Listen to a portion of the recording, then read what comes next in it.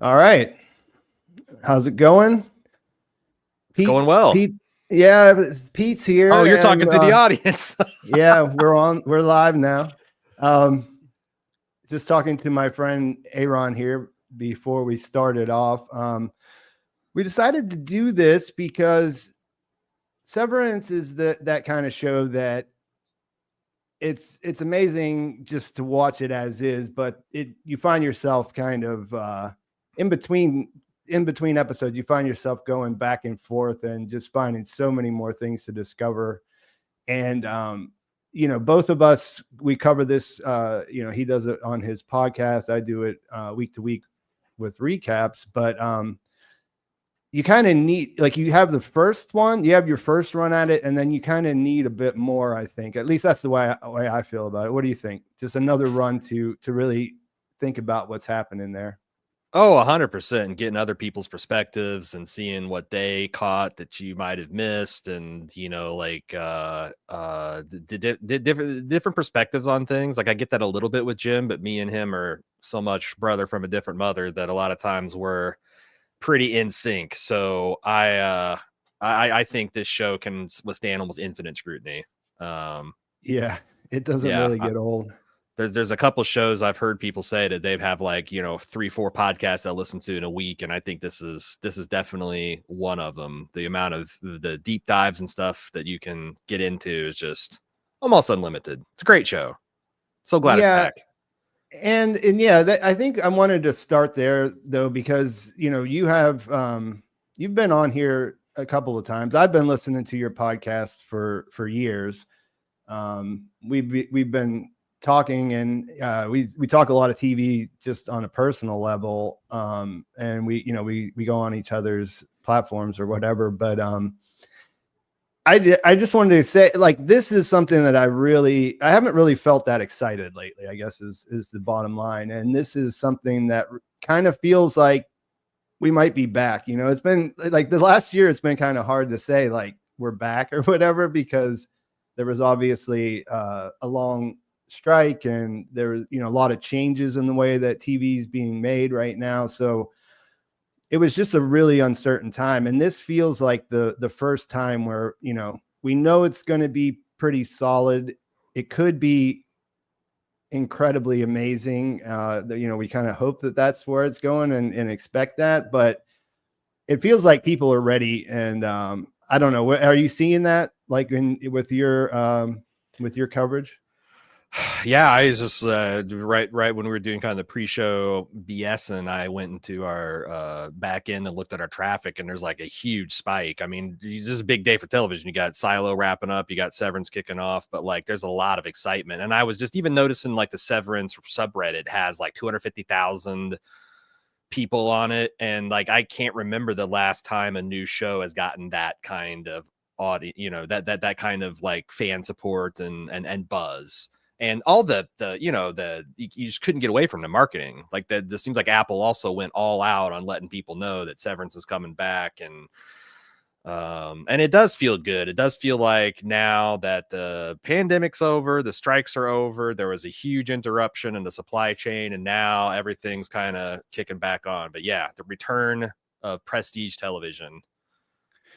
Yeah. And I guess since this is our first installment, like what we're doing here is I wanted to at least do like a few live streams for the reasons I mentioned at the beginning. I talked to Aaron and Jim, his co-host, and we were talking about when we might do that. And they were totally on board with the idea of doing this week to week. They'll be alternating. So this week we have Aaron, next week we'll have Jim. But since that's the case, and some of my viewers might not know who you are, why don't you introduce yourself and explain what you do over at Bald Move? Yeah, I'm Aaron, and I'm over at baldmove.com, and me and Jim for the past 15 years have been doing podcasts on television and movies. And we have a good time doing it. I've known Jim since we were teenagers. We have a lot of nice, easy chemistry and camaraderie, and I like to think that we're reasonably funny people or reasonably interesting people, and we try to We're a very small outfit. We're based here in the Midwest. It's just us two and a part-time producer. We got another part-time producer that we're starting as well, and we try to get to as much stuff as we can. And very excited to be on talking about Severance. Excited to be with you again, Pete. You'd mentioned listening to our podcast. I've definitely watched quite a few of your videos, and we mention on air quite a bit that we're watching this or that. So yeah, I'm glad to be back. It's going to be really fun. Yeah, and I know you guys did a rewatch podcast right before this because you didn't cover it live, so you got your chance to go back and redo it. And I did a sort of deep dive into the story and characters that I put out because it's been 3 years. Like as much as I was on the subreddit like every single day before whenever it was coming out, like 3 years, I forgot some stuff. I'm just gonna put it out there. And I'm so glad that we had the time and the wherewithal to get that rewatch in because boy, I feel like I'm ready. I'm supercharged. Yeah. And so, for me, like I kind of always, it does so many things well. It's really kind of hard to put it down to one thing that makes Severance or makes it like as good as it is, because I really do think that, as far as production value and everything else, it's pretty solid straight across the board. The cast is amazing. Casting, definitely this whole idea of you have them in this environment where they're disoriented on purpose, like where their employers are trying to keep them disoriented and not connected to their outside their outies or whatever. Mm-hmm. It makes for just such great sets and just an environment to be in. Like, I mean, the first couple episodes, you don't even really understand what year it is or why things are the way they are. You know what I mean? But I think for me, the thing about Severance that is really the best thing about it is just the way that the Innies are. You have these full-grown adults who have had their experiences stripped away. And so they're just infinitely like enjoyable to like see them experiencing things. It's through this terrible work environment or whatever, but that, there's so much human stuff that they're just experiencing for the first time. Yeah, and it really lets them like do dialogue that would be stupid, Dylan having a conversation about what he thinks they're doing here. And I think we're mapping out the undersea floor for undersea cities, and we're trying to zap eels. And it's like, that would just, what workplace drama comedy would you take that kind of dialogue seriously? But because Dylan is essentially, a 4-year-old boy, or so it nothing is kind of out of bounds. And I really like the juxtaposition of like how kind of immature and crude Dylan is versus how kind of prim and proper Irv has always been. And then you got, kind of the Mark in the middle trying to kind of keep everything balanced and in between. And then Helly, who is the rebel, the constant rebel last season. It's just the chemistry is just off the charts. Chaos agent. Yeah. She brought the chaos. So I guess like let's go to that right away, because that's sort of the big thing. When we were talking the other day, we were kind of talking about what we thought about the episode before it came out, before it was released. We were working on our video, or I was working on my video, you were working on your podcast. And we were both kind of dancing around the idea of Helena being there instead of Helly, because obviously that was our take. The big thing about that, I think when you start to think about it being Helena there now instead of Helly, then you can see it pretty easily. Like there's a lot of details that back it up. There are some that would work against it, but I mean, let's talk about that, because obviously this is like the chats, that's big on their mind. And when when we're recording this stuff, we're doing it very quickly after the episode comes out. I don't get exposed to a lot of conversation, but like me and Jim, if I would have put money, I'd say like, probably 95% of people are going to assume that Helly is now Helena. but as some people have said in chat and saw in the subreddit, that might be confirmation bias, because like something zinged on me, and I was thinking that was the case all the time, and then but you know, like Jim and I kind of talked in the podcast, is she has plausible reasons to like lie. But can you lay out the case for like why, what are people hanging their hat on that Helena is, or Helly's not Helena? Because the one thing that I think is strong is the first time I watched this episode, I didn't think that Helly was Helena until she said the bullshit story. But then when I went back and watched the subsequent times, I started seeing more and more things that I thought were telling. So it's like, but yeah, what's the negative case for Helly as a double agent?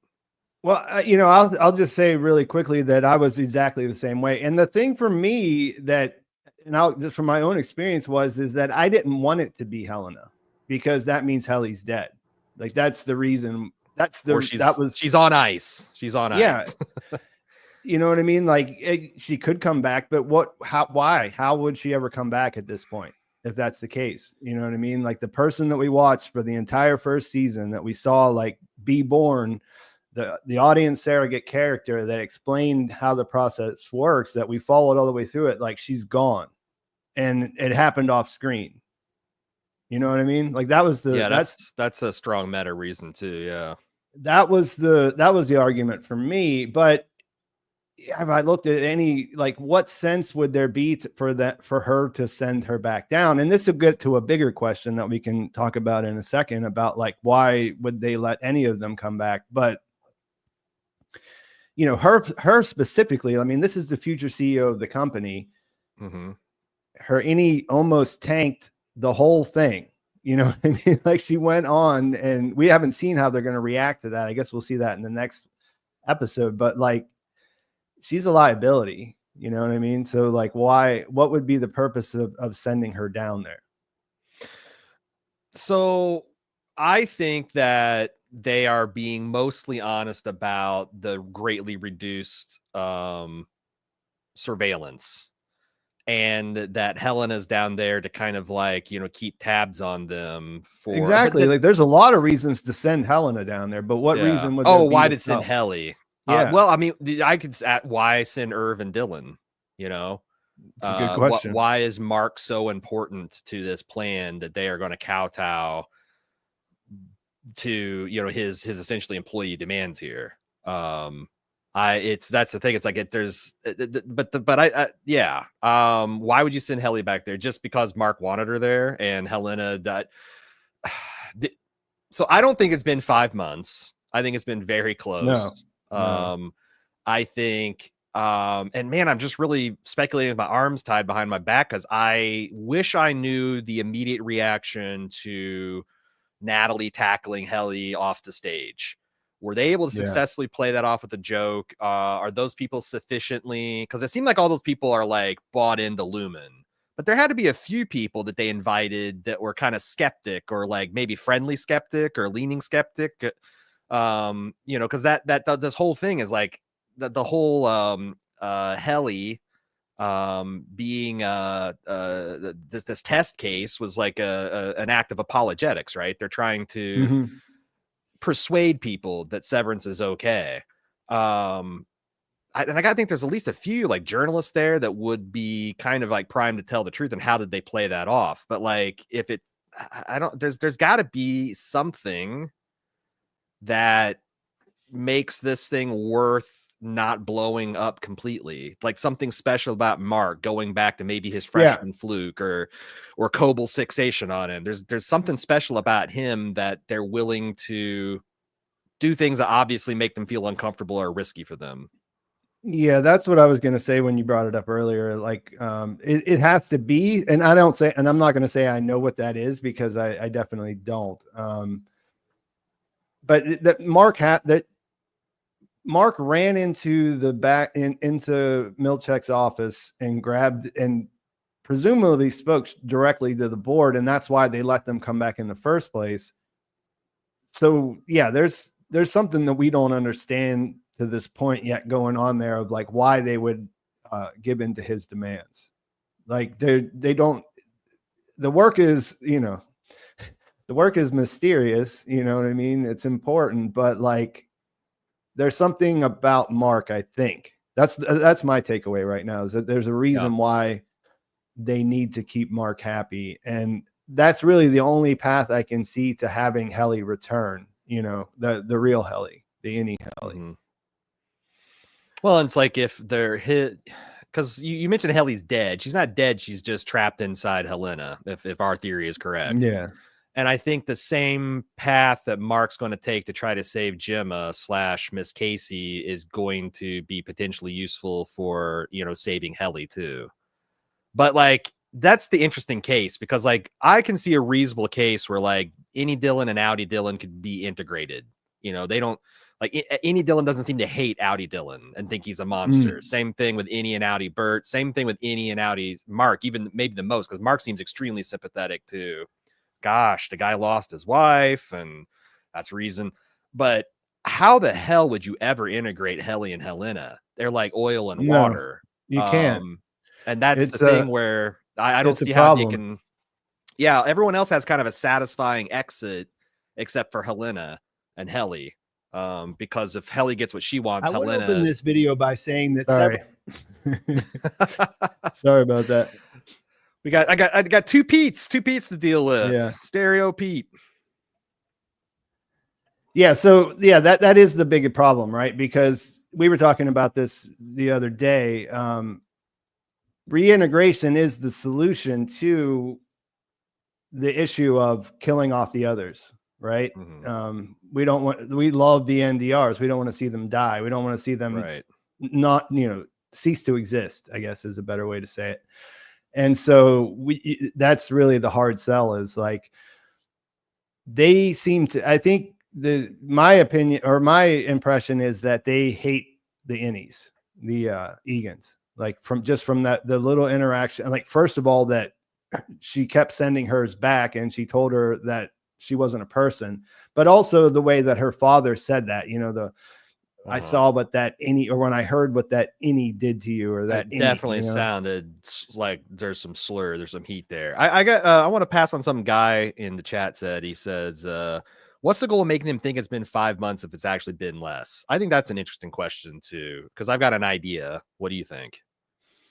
I think it's just to try to separate them from their real lives, you know, like, even if that doesn't really matter to the Innie, you know, as far as like time doesn't really matter, because their time is a linear timeline of when they're awake, not, you know, not like a full cycle or whatever. So I think it's just to be like, you know, things have changed, and that's the sense that they want to feel like that, you know, all this other stuff's happening outside, but you know, here they are, they're back now, and this situation is different. And just to try to sell the reality that they're trying to pitch to Mark here, it's like, you've had a ticker take parade. There's been this worldwide phenomenon. There's been all this like interest. It's like, if they said, oh, it's only been a week, you know, bullshit. There's no way. It's that would, you know, the building has changed and Cobel has been fired or not. I think saying it's 5 months from now gives kind of, it feels plausible. Like that's how long a kerfuffle would take to kind of percolate through the media. There'd be a reaction to it. There'd be the reforms put into place, all that stuff. Like, they needed some time to play with, you know, for Mark, for that to be believable, I guess. Yeah. And I think that's one of the things I liked about this episode, was that the Innies are, you know, they don't want to believe any of it. You know, they're definitely looking at Lumen as their adversary or whatever, but at the same time, the idea of being famous is still appealing to them. You know what I mean? Like, you can kind of see that. And I was listening, when I was listening to your podcast, you and Jim were laughing about the thing where Dylan was upset because they showed him making like the crazy face whenever he was eating the candy. He's essentially having an orgasm about the salsa, you know. And I was just thinking about that. That goes both ways, right? Like he whenever he sees himself like them making a joke out of him, he feels upset. But when he sees that, like, maybe we are famous, like he says it right when he comes in, he says, are we're all heroes equally or whatever. Right. And one of us is the star. Mm-hmm. So yeah, I like that. I like that that just goes back to what I like about the Innies in the first place. Mm-hmm. And that's something that they can play with. And they do that with him specifically by offering him, the ability to meet his wife and his children who, they know that's a weak spot for him. Yeah, they're doing, they're dividing and conquering. And I'm wondering if there's going to be some other, if they're going to have a perk that's like aimed directly at Irv, something around Bert maybe coming back. If there's going to do something around the Mark, although I don't know how they could give, but it seems like, that's the one thing that I got out of when they're doing that camera swoop around the team at their cubicles. It's like everyone looks like they're united in purpose again, but we know that there's at least a little bit of Dylan that he's kind of holding back from, that he isn't quite, a unified behind them because of the whole conjugal office thing that they're probably, it's probably is a rug pull. It's very telling that Milchek is like, yes, if one were to take at face value the words on this page, it would mean that you would be seeing your family. What, if one were to do that, that's a very strange way to answer a person. Yeah, I think of all the things that they offered or mentioned, I think that could be the one that could be real. You know what I mean? Like something that they're actually going to do, just because it would be tactically advantageous. Like they would be able to, if they could get Dylan to break the the camaraderie, the team spirit there, then that would be super effective for them.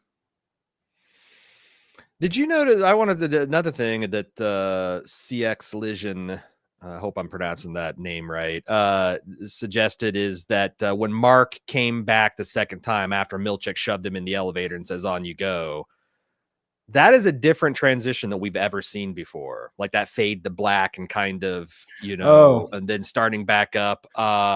And Mark says that, like, I think he might have tried to fire me. I kind of agree. I think that maybe he did try to fire him and Milchek got overruled at a higher level. But people are suggesting that maybe Mark got reset. His Innie got reset. They used some of those administrative functions, the clean slate or whatever. I don't see any evidence that he got reset, and I buy the firing, and I'm not sure what the significance of that would be. Other than, I guess, firing's not permanent. That would be a demonstration that just because you get fired, it doesn't mean that the Innie's gone. It's just inaccessible. Yeah, I know that they introduced quite a few different possibilities with the security manuals and things that we saw when they were in the office, but I'm kind of hoping that we don't get into a situation where they can just do anything they want. You know what I mean? Like, well, where they that's what happened with Westworld. It's like, if anyone can be anyone, and any reality can be any other reality, and there's simulations and robots, like, boy, there's just how can you ever trust what's happening in front of your face? Yeah, I'd like for them to kind of keep it like that, you know what I mean? But if they have a reason to do that, it'll be good. I mean, the thing about, so this is really like one after doing a breakdown and really like going through the episode a few times. One of the things I was wondering, and I didn't hear you guys talking about this, but do you think that, like, obviously it's fake, like the stuff that they're doing, like, there are reforms, obviously, like there's the break room is not the break room anymore, right? Things like that. But, the actual, like, nothing is really changing at the same time. Right. But the part that I wonder about is that it doesn't feel very, very in line with what they've done in the past. You know what I mean? Like, making them feel like they're celebrities, it makes them, it kind of gives them some humanity, doesn't it? It's also, like, if you wanted to have worker drones, like, you want them to feel like worker drones, right? Yeah, and that like that they don't matter, that they're doing everything from the Audi.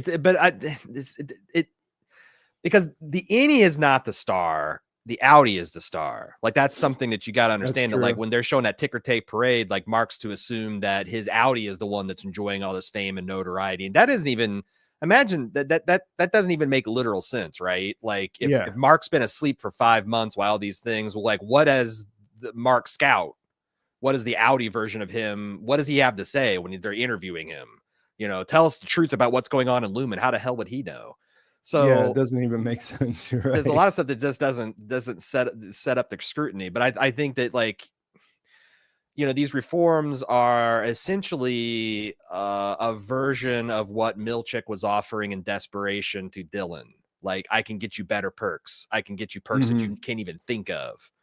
The break room being different is interesting, but I could also see that being sinister. Imagine a claymation version of the you got to apologize thing that you got to watch over and over and over again until you see the face of Kier or whatever. Like, and then we talked about it's going from like 1984 to like Brave New World, kind of different types of control mechanisms. Yeah, I think, with the like you're saying, like they say, oh, we don't have cameras anymore. There's no more microphones, but they have like a literal mole, if our thinking is correct, right? Like they have someone who's just walking around with them, asking them the questions that that management would ask if they had the opportunity. I don't know that we've seen any evidence of that in particular, but like I did notice that, or I guess Jim is the one that noticed that Helly was resistant about splitting the group up. She was the one that was really objecting over Dylan pairing off when having a private conversation with Irv. So it's like, if she's supposed to kind of keep an eye on them, she wouldn't, and I think that also might be her, again, I'm looking this through the lens of her being Helena. That also might be a way for her to kind of head off any more physical escalation. Because I'm assuming that Helena does not want to have physical relations, does not want to kiss and smash Mark, right? So like her trying to keep the group together keeps them from being kind of paired off and coupled off, and also it lets her do what I'm assuming is her prime objective, which is to keep an eye on things down there, to try to get them back on track. And this might be a test of a new system that, like, if every group of 4 Innies had a secret Audi that could kind of like be a pressure relief valve that could like take some of the rebellious energy and channel it into some kind of harmless outlet, that might be, because we know that they did a bunch of restructuring the MDR based on Mark's freshman fluke. So as they learn and adapt try different things, they and also this, I don't know if any others has this thing too, but like the fact that this facility seems like it's one of the oldest facilities, it's the one with the test floor. It feels like this is kind of like the hotbed for Severance development. So this could be just it could be have nothing to do with the surveillance. It could be everything to do with them trying to just try a new method of control. Yeah, I think that that there's a lot of interest, like and this is partially from watching the trailers kind of obsessively, I guess. But if I'm pretty much 100% it's Helena, right? So I do wonder about her perspective on that. You know what I mean? Like how obviously story-wise you imagine that that'll change her in some way, interacting with them as equals or whatever. But I'm curious to see like how she approaches this, because she's in a really weird family. They're powerful. She's been groomed to be the next leader, the next CEO, as far as we can tell, right? So there's some freedom that she would get from playing a different role. Like it's sort of like anybody, like if you could just go and be someone else for a period of time, right? There's some interesting aspects that go along with that, right? Yeah, and the more I think about it, because like some people in chat are like, well, why would Helena want to go back? The experiment was the experiment fed. But like I could see especially with the conversation she had with her dad, I could see her being blamed for that happening. It doesn't make much sense, but a lot of things illuminate. So she might be like, hey, you've got to fix this. And part of fixing this is going back but it's also, it's like, that's one of the things that's not clear to me. Like, why wouldn't they just fire Mark everybody and start a new MDR group? This is just I think an irrecoverable error. It feels like. I think in order to speculate, we kind of have to throw that in there, that Mark is important. We don't know why, but he is. You know what I mean? Yeah. So a lot of this stuff makes more sense through that lens. It could be because of what we see at the end of this episode. The image of Gemma, or Ms. Casey, I guess would be the correct way to describe that, in the testing floor. It's funny because this is something that, I think is primarily for us, just to say, hey, look, we're going to give you answers, and this isn't really an answer, but it's a big clue as to what's going on, right? So did you think that you picked up any additional information from looking at that image from the Gemma screen? Yeah. Like, there's a build number there, which is right. I think implies that could be a little bit misleading. Well, I guess, what do you think that they're doing there? What do you think that we're supposed to take away from, based on what we've seen of the show so far? I think that the biological information, because they have things like respiration, pulse ox, I think carbon dioxide saturation, and similar to the stuff that they would be monitoring during the break room, I suppose, right? Yeah, I think that's to tell us that this is an actual human being. This is a warm body. This isn't like a simulation or a program. That would or make something. sense to me. But the 25th build, it's like, I don't know how far. I don't know, because like I've got this theory about the goat hole, that they're, that the goats, and there's some kind of cloning, and this is some kind of Egan fascination with living forever that's betrayed in the perpetuity wing. And I've got other personal theories. Like, I think Miss Cobel is the reincarnation of the swab girl, of Egan's first wife, Imogene. and Imogene. And I think there's a whole bunch of other theories that I built out from that.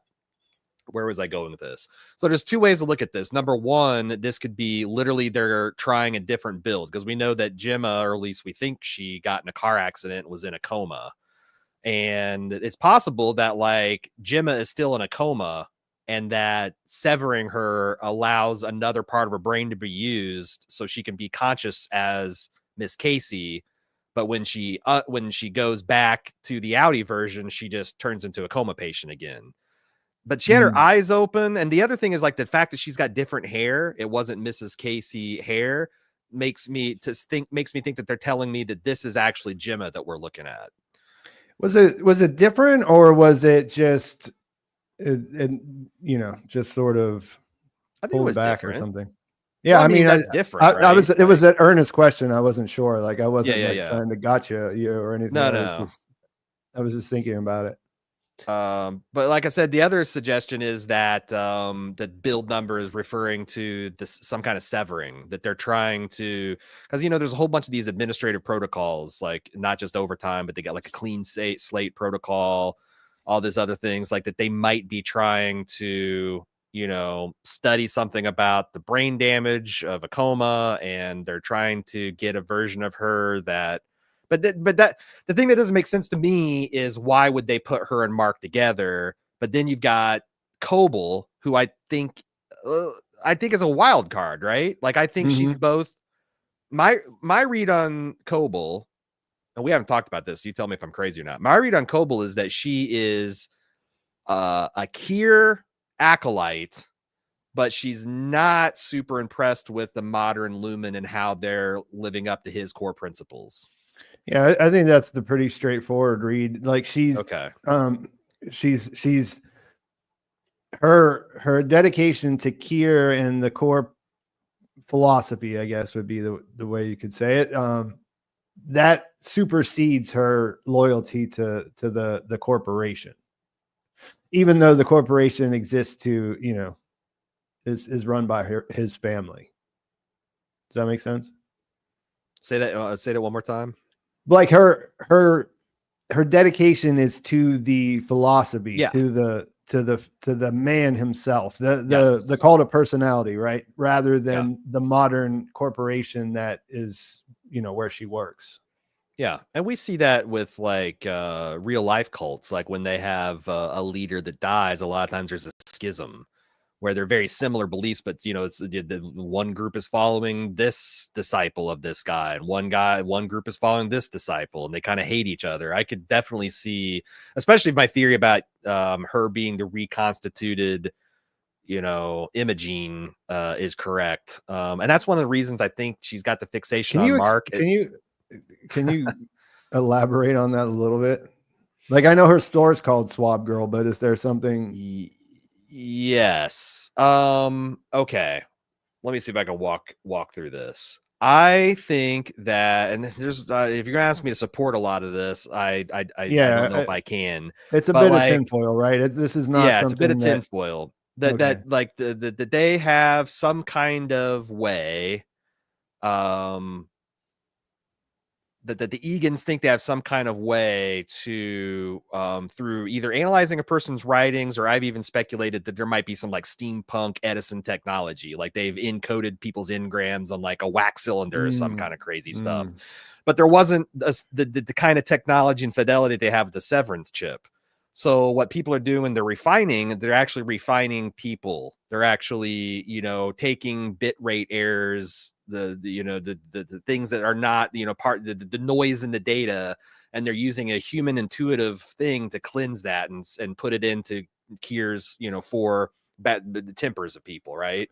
And that I think that Cobel is you know, she was it appears that she was an orphan, because we know she lost her mom to some kind of Lumen medical device, right? That there's, you know, we've from the Lexington letter, we know that Lumen has lost some lawsuits, or actually crushed people's lawsuits. Yeah, and tried to sue him over. And I think that that Lumen adopted her and put her into one of those Egan homes, and that she was like a zealous Egan acolyte, and that she volunteered to be a subject to try to bring back Imogene. And the last part of the theory is she's fixated on Mark because she thinks Mark is the ideal host for Kier Egan. Okay. Yeah, so I guess I've heard theories similar to that. So now you're unifying things a little bit. And like, yeah, I mean, is she self-aware in that? Like, she knows that she's Imogene? I think so, because like I don't know. The thing that I've always struck about Cobel is that her Kier devotion seems a lot more old and pure. Like, you know, she's needle pointing. She's got these. She sounds a lot like Bert. You know, when Bert's like, you know, the 7 years ago, when you read the employee manual, is a lot different than what it is now. Except for she's going. Yeah, she's going back even further. But yeah, I think she's aware. I think she's aware that she is that she is the resurrected Imogene. All right. Well, yeah, I don't know. I'll have to think about that a little bit more. Like I kind of you know, I'm not a huge speculator. You know what I mean? Like, I love watching other people get into tinfoil and stuff like that, but it's just not my natural reaction. Like, whenever I'm not usually either, but for some reason I just had this really strong impression about the Cobel business, especially once I found out that she's got, you know, her shop is called Swab Girl. Yeah. And the fact that when she says stuff about how my dead husband you know, said and the kind of like inappropriate things she said about Mark, there's just I don't think there's anything that can falsify it, but when I talk about this on a podcast, I'm like, look, if you sent this theory into me and feedback, I'd be like, you're a nutter, get out of here. I probably wouldn't read it on air, but that's one of the privileges of having the podcast, is you can. So you think there's a grain of truth in the thruple accusation that I really perked up when they said that. Yeah, yeah. He's not really telling the truth, but he's using a grain of truth to, because that's the thing, is like, that's the Lumen way. Is like, they don't usually tell outright lies. They tell, half truths and misdirections. And it's like, I saw you flipping through the Lumen manual in the and they talk about how, it's not an invasive thing, it's just a tiny needle. But we also know that they do like an 1.5 inch incision, drill through your skull, and shove what looks like an old 1970s Cadillac antenna into your head. And so it's like they like to kind of shade the truth on stuff like that, but they don't usually just outright lie. So the thruple is kind of a little ding for my theory. But yeah, I mean, crazy. The fixation part is true either way. She definitely was fixated, but that may be at their directive, not her own. But it does seem personal to me. If we're Jake on chat said a grainer of truth. Exactly. There's a grainer of truth in everything that Lumen does. Yeah. So let's I guess we should kind of steer things back to the actual episode, the actual premiere. Sure.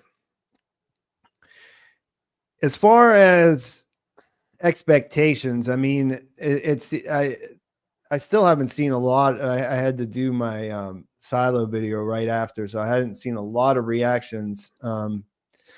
But it seems like, people are feeling the same way that I'm feeling about it. It feels just as good, if not improved here in the way things are coming together so far in season 1.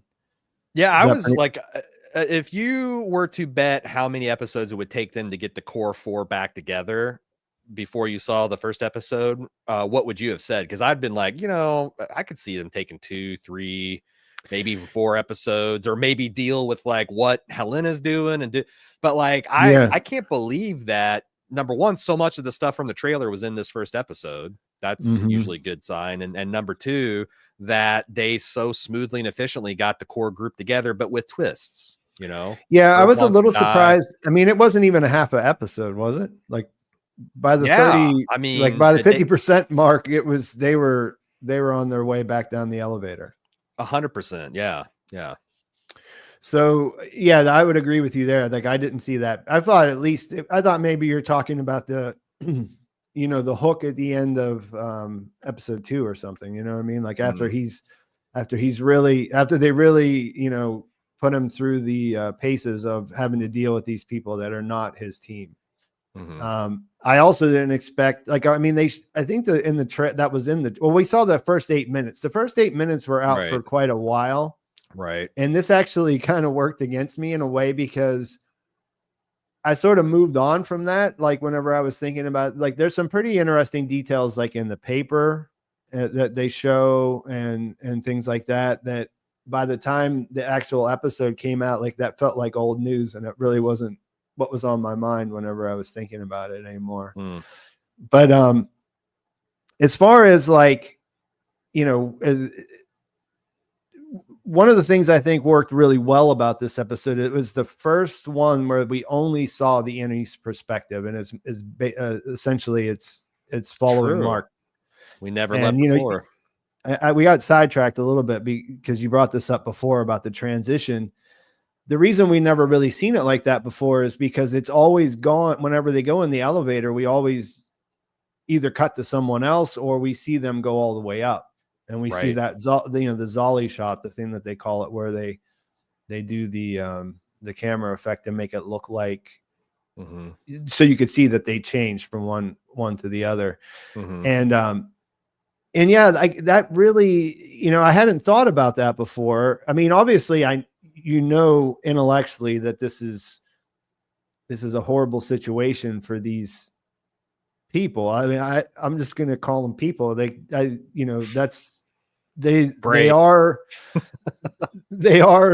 only exist in this place, but it doesn't just make a different version of someone. It makes a person, like you take away the experiences, but they get their own, you know what I mean? Yeah. Which is is what makes the people on the outside human. So they are people, right? And Yeah, I think for the business model, that's pretty important for that not to be the case, right? Because you need to be able to turn them on and off, and you need to be able to not worry about them while they're down there, because that's just some other thing that's doing your work for you and you get the paycheck, right? Yeah, and you already referenced this, but James Egan's his attitude towards the Innies kind of betrays that they don't. I mean, yeah, you can't think that these people are fully human if you're treating them like this. Yeah, you have to dehumanize them. Right. Otherwise, it's it's slavery, right? That's always been a component of slavery. You have to dehumanize a person because it's wrong. If you recognize their equal humanity, it's like you wouldn't want to do this shit. So you gotta take that step to dehumanize them so it justifies it, Yeah, so I thought that was really interesting to just kind of drive home, because the Innies are so charming, you know what I mean? Like in that way, that where they have this innocence and where everything, like where they can think about Rick and Hale, and they can get introduced to that and then be like so jazzed up about his writing and everything else, you know what I mean? Like they're so charming that sometimes you kind of forget that they're being tortured. Actively being tortured, because I don't think they realize that they're not. It's like that's all they've ever known, Well, yeah, that's what I was going to say. They kind of made that point with the opening running around scene, but last time when you see them walking down the hall, you see Mark. He comes from the outside where he's crying, and then he just sort of walks down this hall, and it's really long and it's really intentional. You're really supposed to like put you in this headspace as he's there. And what you're watching is you're watching the transformation happen that he is telling himself is the reason why he does this, because going there for 8 hours a day, not thinking about Gemma for 8 hours a day is good for him. That's what he thinks. Right. Right. So, it's also like from going back and rewatching, it's also pretty in your face that he doesn't really think about it at all until things start happening. And, he's been there for 2 years, but it seems like he never really thought about his Innie in that way until it starts to come up in season 1. In fact, when he talks to the kids in the Whole Mind Project, it feels like he has thought about it a bit and just completely rejected it. It's like, this is me. Yeah. Like, he wouldn't exist without me, and he's fine down there because I know, and looks like he's happy, and he's never tried to quit and all this other stuff. So it's obviously a whole bunch of justification. That's the thing that like you have to kind of buy, that like a guy like Mark, especially since it seems like his family has challenged him on this. Like Rickon doesn't seem too hot on the whole Severance concept. His sister doesn't either. That he would, that did anyone, I don't know. I think a lot of people would do Severance, if they were given the choices. Hey, do you want to not have to, you want to essentially get paid for working and not have to deal with the work? Hell yeah. And they wouldn't give it a second thought. But a guy like Mark, who is portrayed as being kind of thoughtful and empathetic, but that, he's also broken, and there's a lot of he's a drunk. I mean, that is the defining characteristic of his personality that we know about of his Audi right now, is that he comes home and he drinks himself to sleep every day. Yeah.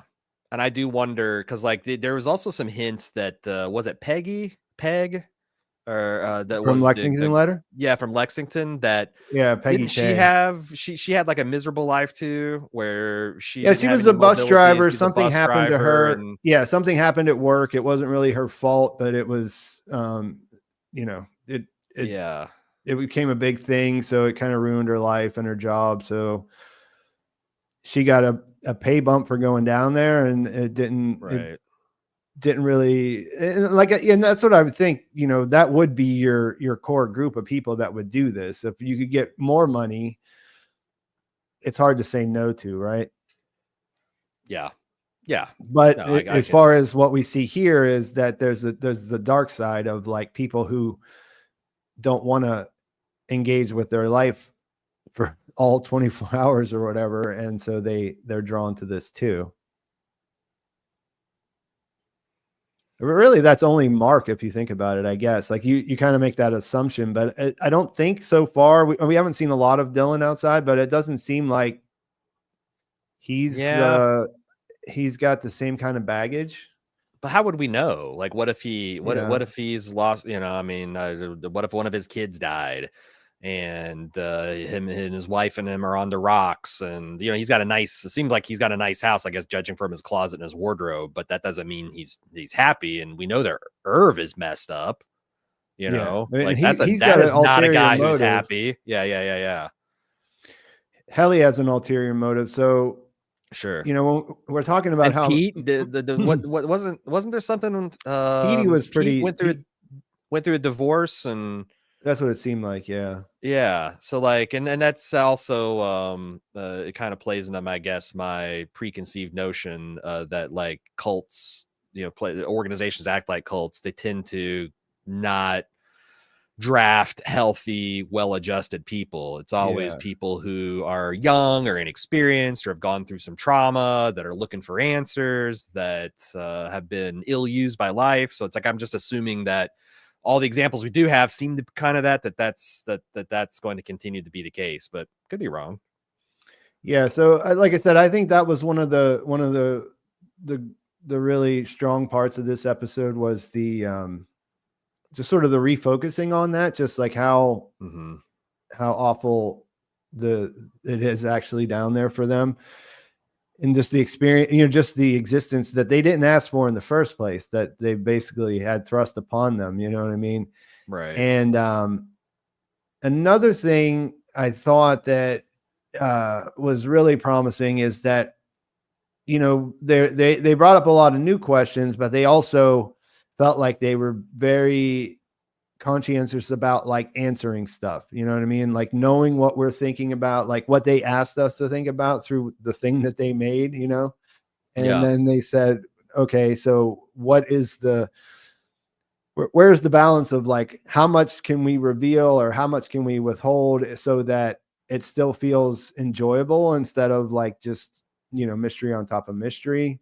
Because I think that's kind of the challenge nowadays, is like, you have the internet, people are the hive mind there is going to figure stuff out. And then they're also going to go on the other end to like really crazy theories, some of which may turn out to be kind of good, like a kind of a good idea. And then, if you just give people too long to do that, like it's not really a good strategy, I don't think. I think Dan Erickson might have cracked something about doing a mystery box show in the age of the internet, that number one, you cannot keep a secret. You hint something, you cannot keep it secret all season. And we saw that last season. Like a lot of times when people were coming up with theories about stuff, it'd just be confirmed like the next episode. Yeah. And the other thing is like, I think this Helena thing, this Helena thing, like put an obvious kind of like something to get people,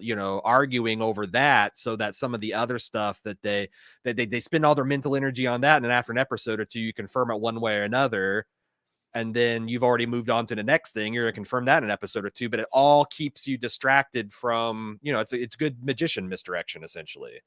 So it's like, I wouldn't be surprised if a lot of the structural reason that we're having this argument about is it Helly or Helena, because I don't think that's like ultimately going to be that important to the plot. You think they're jangling the car keys in front of us? Like, I do. Hey, look at this. And I think they're going to tell us straight up next episode or the episode after that for sure what's going on here. We in the trailer it's obviously saw Helena. that. Come on. I think so too, but man, there's so many people in chat saying it's not. I wish I could grab one of them and bring them onto here and be like, okay, tell us why you think it is, and we can kind of have a debate. But the fact that then I saw it in the subreddit, I've seen it in our feedback, like it is the top thing that people are talking about. Not all the other subtle stuff that no, like I haven't seen hardly any threads on the like what the flash of Jimmy at the end. And I guess I didn't really weigh in, but that's really the only thing that my takeaway from that was, because I didn't want to take that little thing and sort of go off on a tangent with it. Like, I just think that they're saying, hey, we're going to answer this. It's a promise. It's something that's coming from the testing floor, because Gemma being there in that is what we're seeing. And we already know that the balancing the tempers is part of the refining, that from the manual, the worker handbook and just what we see on the screens, you know, there's definitely the scary numbers and different things like that are all related to the tempers, and they are, you know, balancing them in some way. So the way that I looked at that was like, yes, they're balancing the tempers of subjects on the testing floor. And then there's like 500 questions you could put on top of that. But that's just sort of where we're at. Right. I like Matt G's idea that we should take bets. So we should get one of those betting future sites and get a proposition going. Is it Helly or Helena? And see where people put their money, where they put their money down on. Yeah. Cause I mean, to be fair to people who are not like, I'll be the first to admit that, and I said this in my video too, like that was something that people started saying right from the first teaser, you know, like that's not Helly, that's Helena.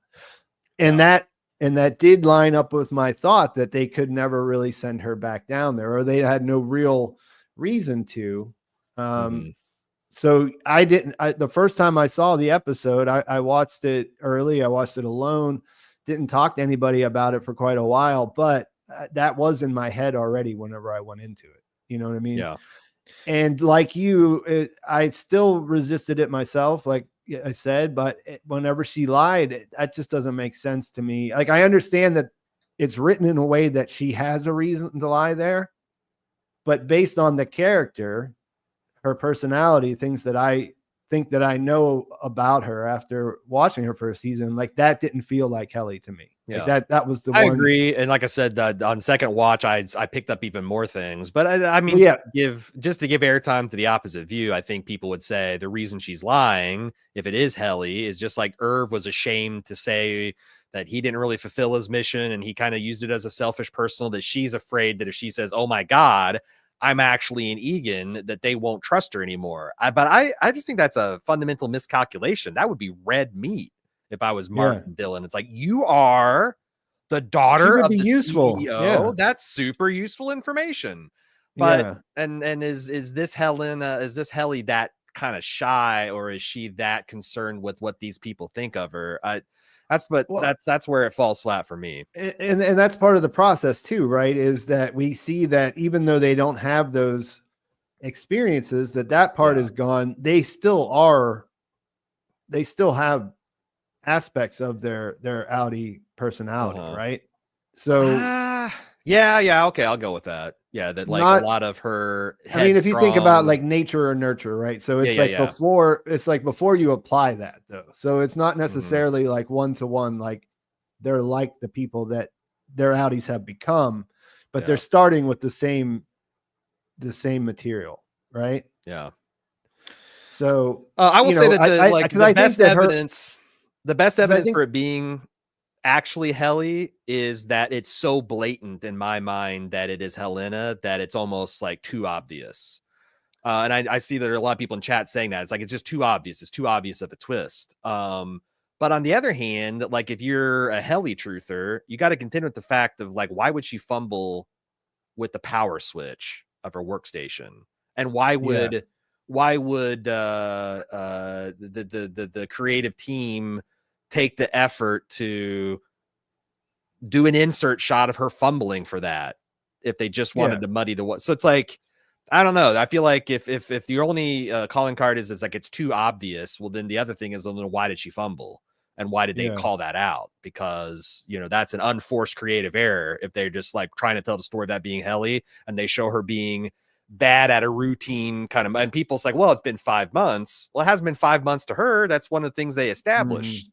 That like Mark comes running down from the elevator, wanting to find Gemma, wanting to find Miss Casey, wanting to find his Audi's wife, because it was like it was yesterday to him, or like it was, the previous moment, Yeah.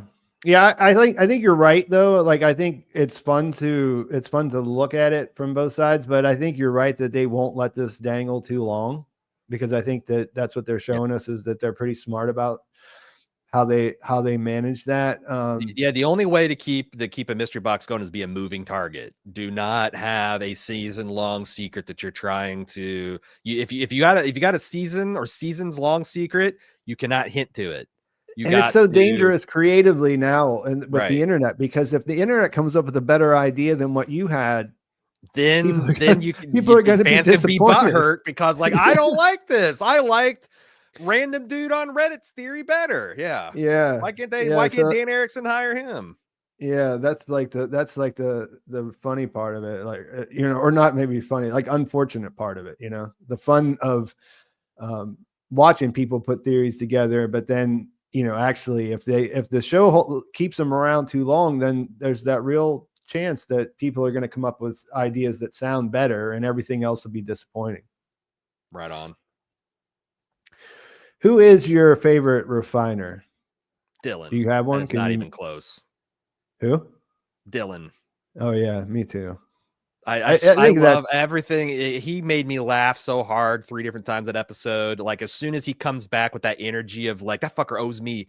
We got belt beef. belt. We got belt beef. It's like good. I hope he comes down here. I still owe him for that belt. And he's just like I owe him a he's belt not even cut. really afraid of Milchek either. Like when Milchek come around the desk to talk to him, he stood his ground.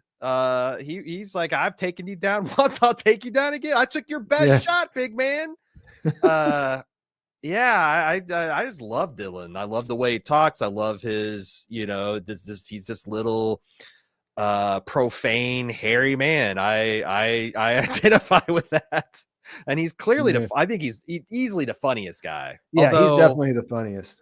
Like Bert and Irv are also funny in their own way. Like Christopher Walken as Bert, so funny. But Dylan, who's your favorite? Yeah, Dylan, obviously. Yeah. That's what I was thinking, because I was thinking about all the best lines, and they're all his. Like there's tons of great lines in the show, but like the ones that I always keep thinking about, that just always keep coming back to me, like in my head after the episodes are over, it's always him. You said there were 3 times. You said, so the first one was the belt cut. The second one for me would be, and I don't know if this is on your list, you can tell me, but fuck, there's easels up there.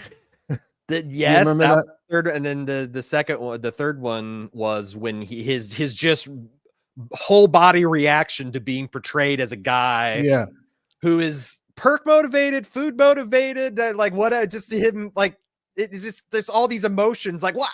It's just like, I don't make that face, do I? Come on. Right. Yeah. I love me my finger traps, but come on, like this just that whole that just man.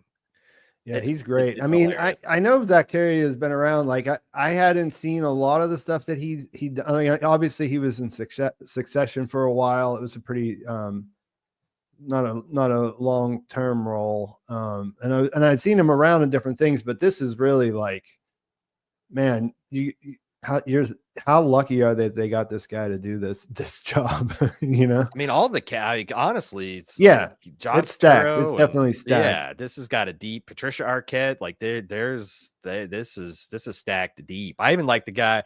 I know Rickon's polarizing, but I love. He's great though. The actor's fantastic. Oh, and I loved him on the first time I saw him was Orange is the New Black, and then what was he? Was he also in that one Phoebe Waller-Bridges show that name is escaping? I think he was, but he's been in 3 things now that I've really liked him in, and I just think he's so good at playing that particular character, this insufferable guy.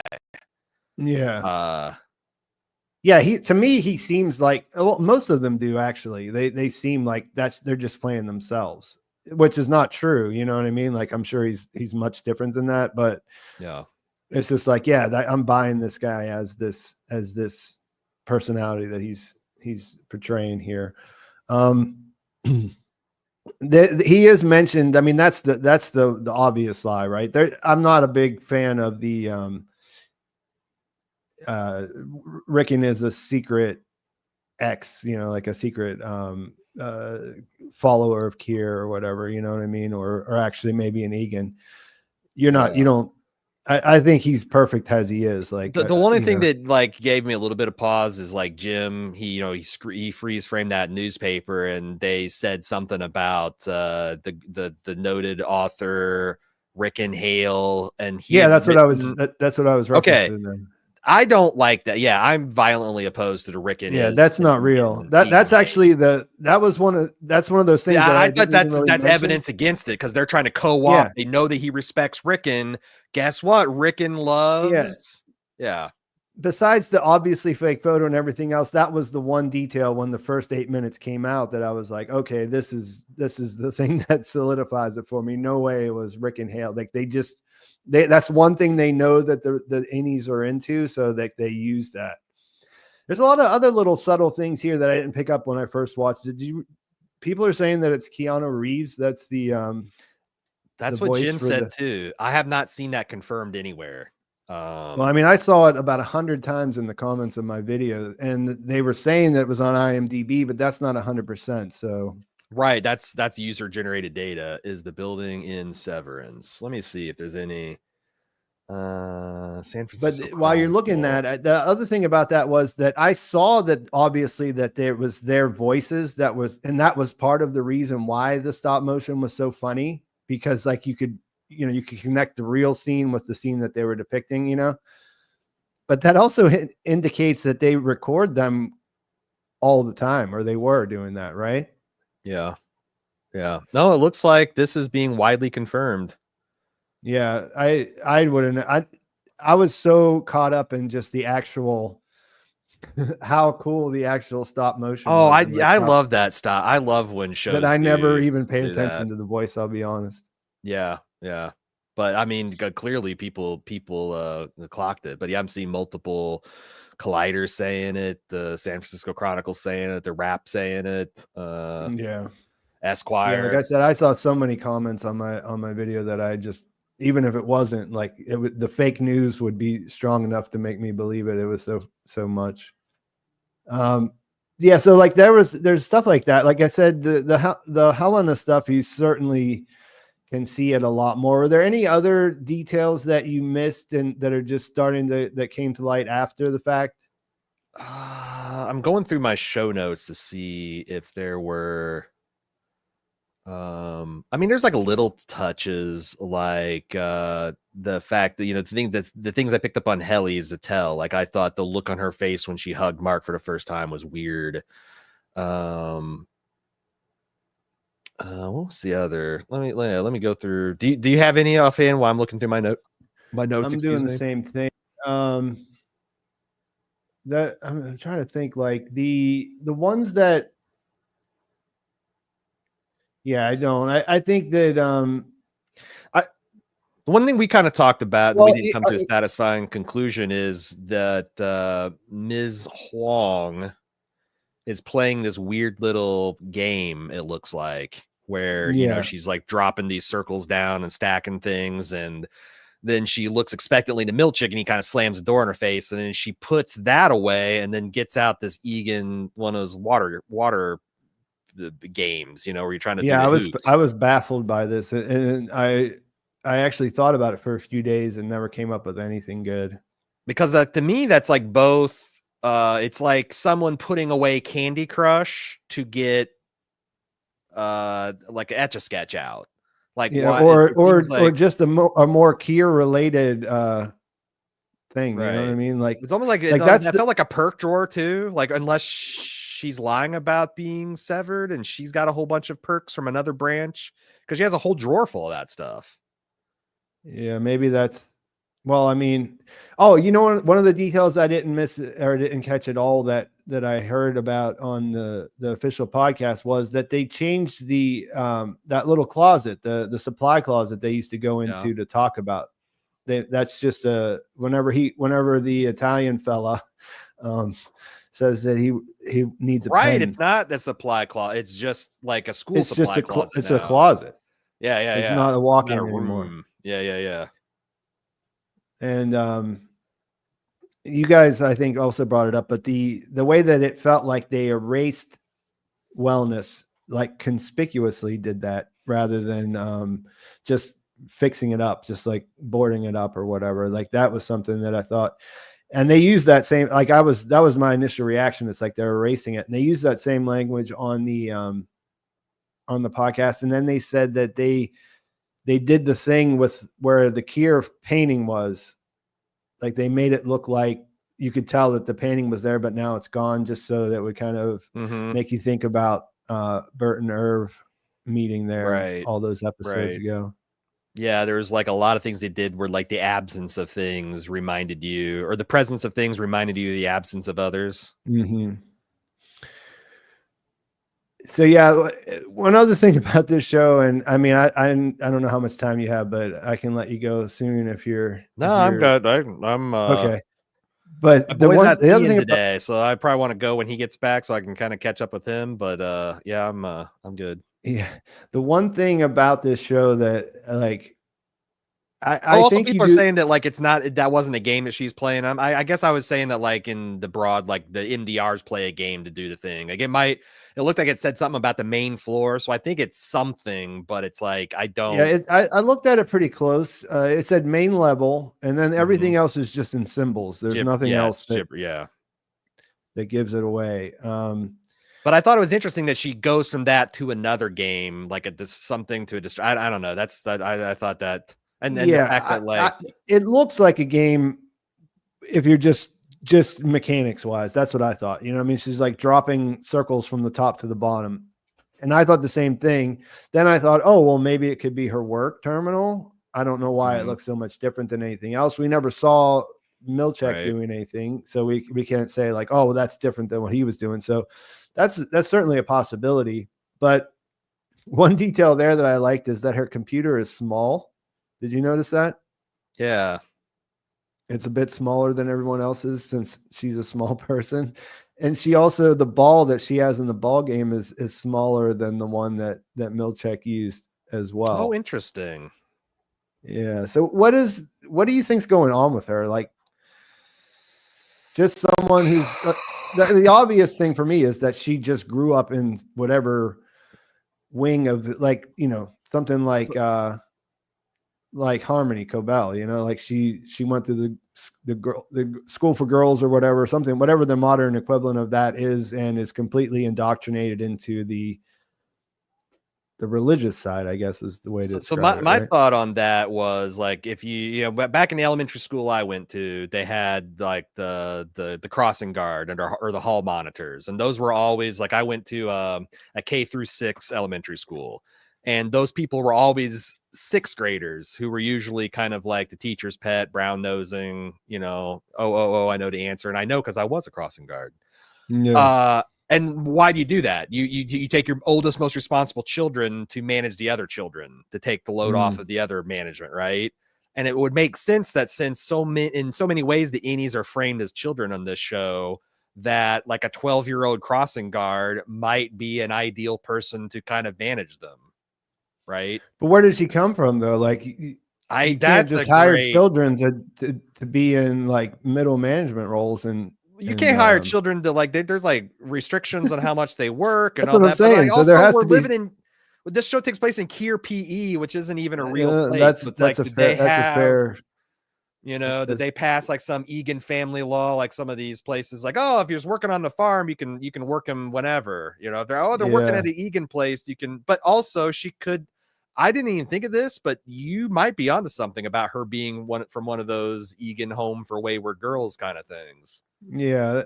So that's just the sense I got. I mean, I don't know how much, if any, they're doing like any like, you know, commentary on actual cults that exist. You know what I mean? But there's a couple of real world, you know, there's a couple of different things that you could point to in our world where children are employed by, you know, organizations like that to work, you know what I mean? Like their parents are part of the cult. And so therefore they grow up as like, you know, free labor. Yeah. And it feels that way to me, but like we haven't seen anything that specific as far as like people being in the cult of Kier. Like the cult of Kier is there. We see that quite a bit, but there's not like communes filled with Kier's followers out there. The only one we've really seen practice it like a religion is like Cobel and Cobel, and the Innies. to various degrees. Like Bert obviously is a Yeah. worshiper of Kier. Irv is. Bert is maybe a liberal worshiper. He's on the more liberal side of the church, but yeah, we haven't really seen a lot of like overtly, other than the cult of personality that you get in general. Outside the severed floor, you don't see a lot of that. Yeah, because all this James, all this stuff is Innie facing, you know what I mean? Like you think, Right. oh, the perpetuity ring, that says so much about these people, but at the same time, they're not showing that to the general public. They're showing that to right, severed employees, right. right? I mean, it exists on the severed floor.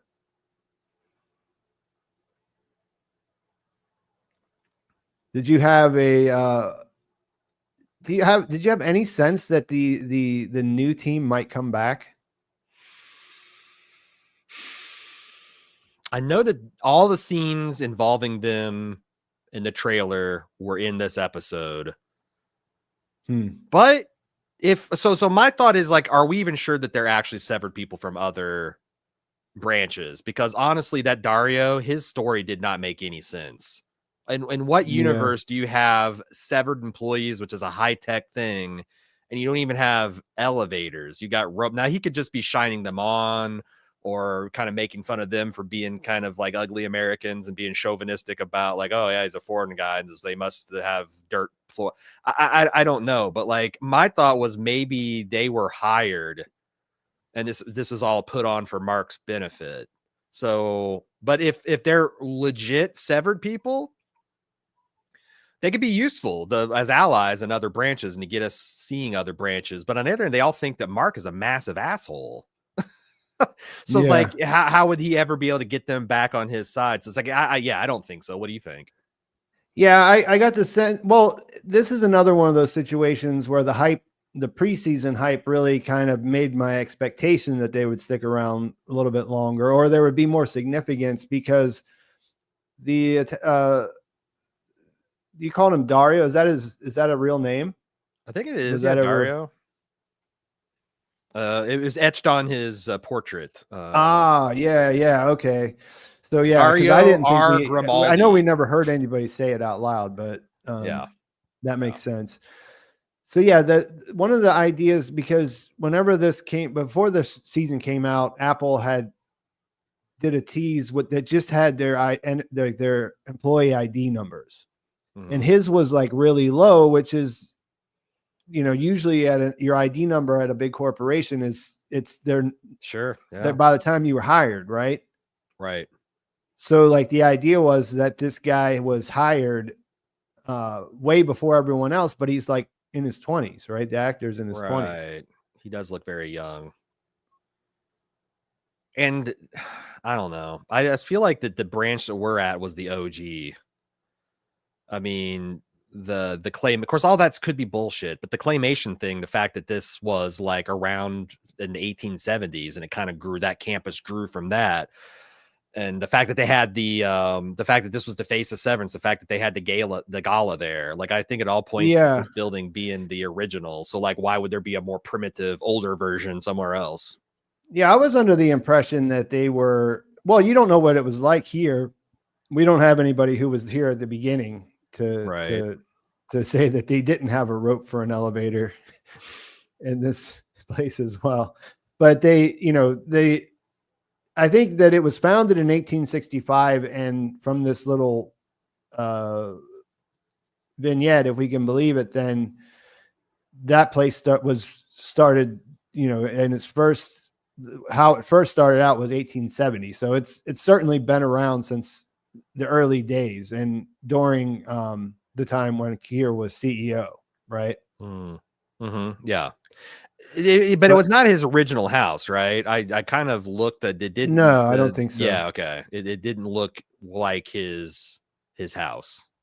Yeah. So I don't know. I thought that they did a good job of making these people interesting, and I thought there were certain things there that you might come back up, like Mark W. and Gwendolyn work together at a place called 5X.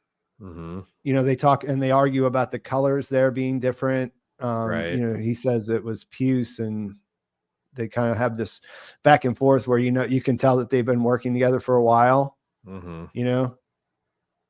so I think there's details related to them that might come back up, but it's hard to imagine that they, like where would they fit inside this severed floor again, Yeah. which is surprising to me because they were pretty awesome in their short amount of time that they were there. Yeah. So another thing about like me thinking they're like actors or something, because it wasn't wild that these, maybe not Helly, I didn't see a lot of Helly there, but like Mark W is you squint and he's a very Irv guy, and Dario is not Dylan on the surface, but if you looked up at what his Italian said, he said, "Why is this guy standing so weird?" Which is exactly what Dylan said about Mark when he gave his first, boss meeting, right? So it's like, why were there so many direct, like it just feels like that they were trying to give Mark as close approximation to his Innie life as they could without bringing the original back. But there again, like, yeah, why were they gone? Why did Mark have the weird, like, super severed experience going up the elevator after, Milchick said, "Go on your way"? Why did they break? Like, I can't wait to see how they talked to like Dylan and Irv and got them to all come back, especially at Dylan, because Irv, like, it feels like he was there to do a mission anyway, so maybe he comes back. But why would Dylan come back after the experiences they had him with? He could need a job. Yeah. That's why I went back to most jobs where there were bad stuff happened in the past, in my past, was that true. I kind of needed the paycheck. Need that skrill. Yeah. Yeah. So as far as, I think that was sort of a one-time event, these guys being there. I guess, you know what I mean? Like they were, they were fun. I liked, also, I liked man, each and every one of them too. pretty equally when it comes down to it. This is dark too, because Mark W said that his branch was closed down, him and Gwendolyn's, and he assumed that he was going to be terminated, which in this case means he's dead. So it's a pleasant. So does this mean that like they're now dead effectively? Yes. Hey, the relocation didn't work out. Sorry. Because maybe Dario does, but those guys don't have a branch to go back to. Again, if you take everything at face value. Yeah. Yeah. No, their Audis had to, I don't know, they had to come there. I mean, I guess they might have already lived in town, but what if they're from a different, like Dario's from Europe, you know what I mean? So like he had to travel maybe, or something. Yeah, I have no idea. So what do you think the point of having Miss Huang be what would you say her age is here? I think I'm sure she's playing down. She's older in real life than she actually is there. But what are they going for? Like 12? I had said on the podcast she could be anywhere from 10 to 16, but yes, I think somewhere in the kind of like 12 to 13 year ages, like that. And maybe that's because like when I think of crossing guards, I think of 6th and 7th graders. Well, I mean, I looked up all their IMDb's and see, what they were in and stuff like that. Yeah. And hers now tells me that she's like about 18, but they would have filmed this like, they would have filmed this years ago. You know what I mean? Yeah. Like they were filming season 2 before the strike. So she was younger when they actually made that.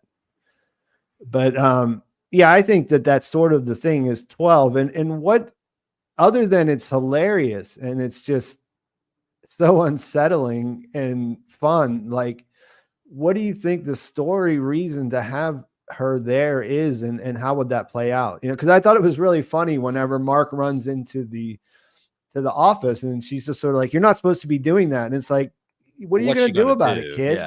Yeah, you're a kid. Like my only thought I had was the fact that it would make sense if you want to babysit children to bring a crossing guard, because that's kind of what they do. They boss around the other smaller kids. But that's the key, that they are smaller. They're not capable adults, right? Because like Mark could just take her face and shove her down by it, and she couldn't really do much of anything. Although it would be kind of funny reveal that she's actually hyper competent. that she, because the Lumen's got these combat manuals and stuff. Like what Yeah. what if she like puts Dylan down, like gets him in an arm bar, and she might be, but I don't know. I'm just pulling shit out of my ass at this point. Yeah. Yeah, I think that's a good mystery. I think why Mark is important is a good, like, not a some of the sort of the offbeat mysteries that we have going on here. Obviously, why are they there? Why are they there? What are they doing at work? Those are the ones that, how is Miss Casey there? Like, do you have any kind of, have you evolved on why Mrs. Casey's there? Or do you have anything that this new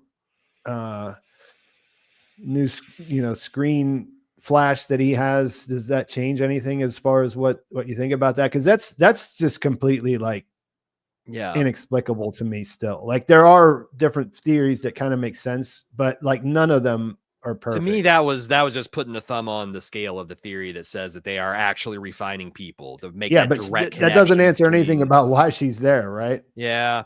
Like, she's dead, but she's not dead.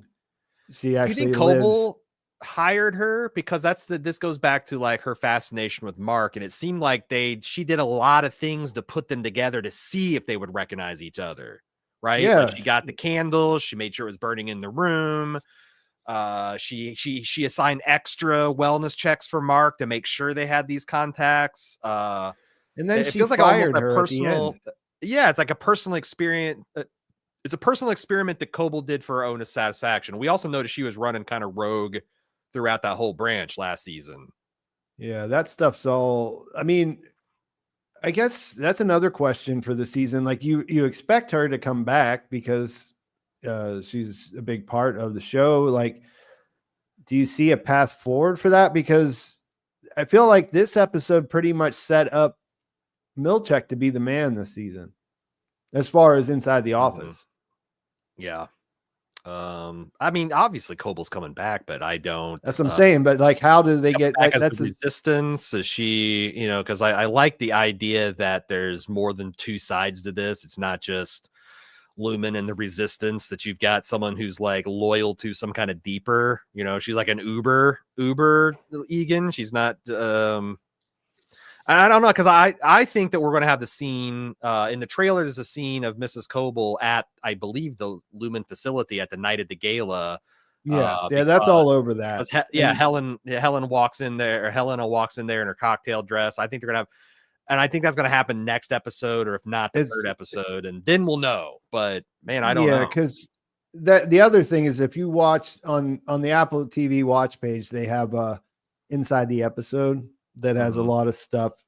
It's not like a trailer. They're just talking about right episode 1 and things they're doing this season, but they show a lot of things that to me look like they're in episode 2. You can't have, if that's the night of the gala, you can't hold on to that too long unless it's going to be a flashback. And I don't think it's a flashback. I think at some point they're going to show us what happened right afterwards from the Audi perspective, since we haven't seen that yet. Well, I tell you what, Pete, if you want to kind of move into the direction of wrapping things up, what if we ask chat to give us some topics or questions, and we'll pick a few out to interest us and talk about it, and then we'll prompt them again. What do you think about that? That sounds good, because we're at about an hour and a half, so we should probably start to wind it down. All right. Is there anything that we haven't? Yeah. What do you guys want to hear us talk about or speculate on, or questions to answer, or anything like that? Also, give us your favorite lines from the episode. I see the word thruple down there, and that's one. That's another one that Dylan cracked me up about, asking Irv why he was so sad. He's like, "Are you poor up there?" Yeah.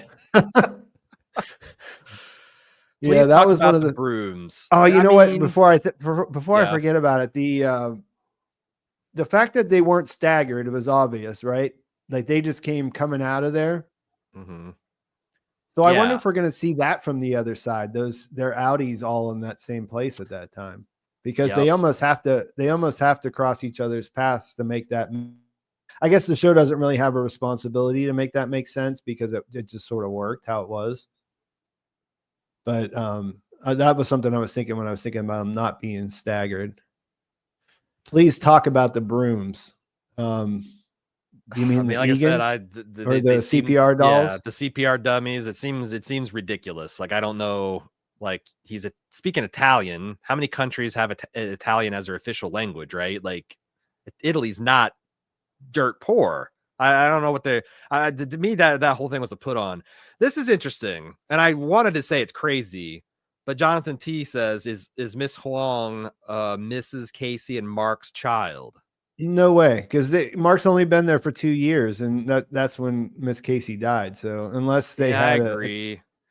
The only thing I think of is that they did say that they tried to have a child and it didn't work. But if they've lived in this Kier town, who's to say that their OBGYN wasn't in on it? And but this is like there's no evidence. No evidence. Yeah, like you could say stuff like that, and I'll be like, oh, that might be interesting, but right, it's not really. Yeah, like it's not really supported by anything. Yeah, like they're both. Yeah, that they're both Asian. Like that's the only. Yeah, like that's really what it comes down to, I think. So let me see if I can. Someone says rapid aging there, and yeah, those things all could be that, but it's not been it's not been introduced into this universe yet, as far as I know. And I think although we had baby goats, and now we got adult goats, and I do think there's something significant about what they're doing with the goats. But yeah, I need to see a little bit more there before I would start believing that. Yeah, it's someone saying, has it been 5 months? And I think that is definitely not. Roger is. Oh, go ahead. Like it just like that. I think you guys touched on this too. Like the welcome screen is enough for me to say that it's not 5 months. Like no way that they're going to leave that up for 5 months in a corporate environment like that. Yeah. What did you think about this painting of the Kier, the sword and halo? We didn't talk about that. The Kier forgives his betrayers or whatever. I thought that was interesting too, because those 4 people bore a very striking resemblance to our 4 people. Maybe not so much with Helena, but I definitely saw like an idealized Dylan, an idealized Irv, an idealized Mark. Yeah, what I would like to know about it is that something from the permanent collection, because it almost feels like they made that custom made for their return, doesn't it? Yeah, and it's like it is thematic, right? Although that's what I'm saying, my co-host Jim said that he thought that lobby area had been completely rebuilt. I didn't get that. I just thought I don't think that's the case either. Okay. I think it's the same. It's just that the way that they do that the dolly focus with when the door opens, it looks like it's at the depth, the field of depth is strange at first, but when they're in there, when they're hanging out in there, it looks to be the same dimensions anyways. I did want to talk about this Roger thing. He says thoughts on how Irv and Dylan were convinced to return. I don't know that Dylan would have to be convinced, because Audi Dylan, he would not know. The only thing that seems strange to him is when Mr. Milchick came and did overtime with him, but that's over and done with, and he kept on going. Like if he got a bruise, like, oh, your Innie tripped and fell tonight, and here's your coupon for Bennigan's or whatever. Mm-hmm. But Irv has a motivation to be there. Like Irv is trying to get to the bottom of something. Yeah, I think that I saw this question from Roger up there, and I think I don't think Irv needs to be convinced. I think Irv wants to be there. I think he's on a mission based on what we saw in the finale, right? Yeah. I don't know what that is, or if he's doing that by himself, or I know there's a picture on the PR website that I looked at right before we did this that shows him in a phone booth outside in episode 2. So I guess we're going to see some of his Audi in the next episode. So yeah, he's doing Steve McQueen stuff out there. Eugene says, do you think O&D is going to be back in the future episodes? Because without Bert, we don't have a character there to hold on to. They seem significant with the making weapons and printing combat cards. Like it's like I don't know that characters from there will be back, but I don't think we're done with O&D. I think Felicia showed up in the trailers. The actual O&D itself is definitely in there, like the door to it, because they have those flats inside, like those big archive flats where they can put the paintings or whatever. I remember seeing that for sure in one of the trailers.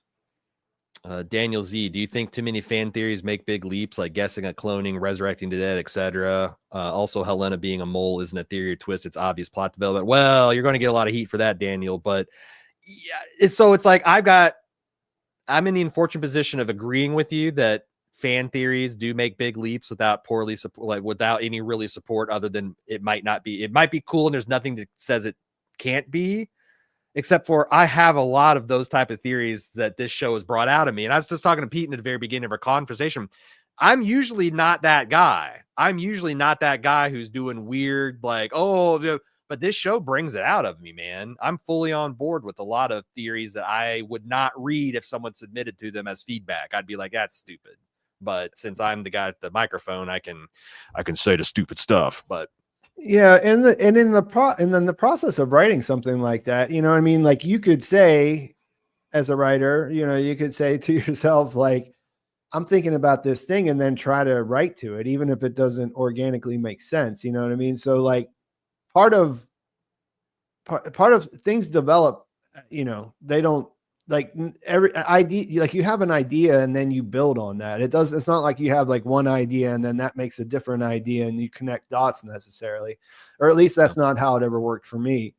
So like tinfoil can be fun sometimes because the people who are making this are probably have their own tinfoil while they're creating the actual story. So right. So that's fun. You know what I mean? Like that can be a fun exercise. I'm not particularly good about it because you just sort of have to drop certain things that, you know, that restrict your, I don't know, like, I guess there's, you know, my brain just works a little bit differently, you know, like, so. Ty B asked, there are like 195 listed countries in the world, but on the Lumen commercial they said 204. What's that about? I mean, yeah, I was gonna mention this a second ago too, because that came up. I saw other people. I was gonna ask you if you knew how many countries there are in the world. I don't. I know it fluctuates, like, based on time and place, but also you got to keep in mind this universe has a Kier, PE, which is not any place in the United States, and yet it is in the United States. So there are a little bit of parallel universe type things here that we're dealing with, that it's not it's literally our world. It's a state or territory, but we don't know even which. Right. Principality. A lot of people, I mentioned that in my recap, and a lot of people brought up that there is a place called that in Canada, Prince Edward Island, but this is something that I came across in interviews with Dan Erickson. Like he was asked that directly on more than one occasion and said that that's not what they were going for. Guy says, does Audi Irv know of Bert? He was one on of his list of severed people he was tracking. Yeah, clearly he did, because he had that on his map, and now he knows the name, if nothing else. We also know that almost certainly Bert was there. I mean, you know, like he probably answered the door as Irv was pounding on his door, and then probably as he was opening, Irv reverted back to his Audivert, and now it's like, so I'm thinking that's going to be really interesting. We ever see that conversation, because I've also wonder if we will, because that Bert and Irv were working with each other, and that might be one of the reasons that Bert got retired.